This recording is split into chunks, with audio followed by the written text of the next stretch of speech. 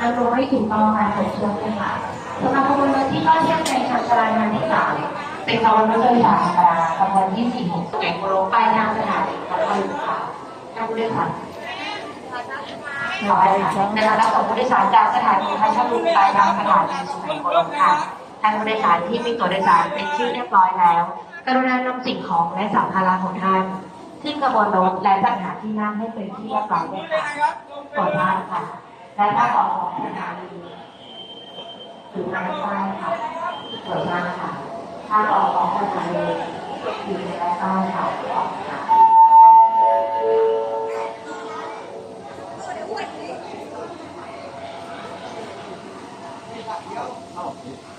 ไม่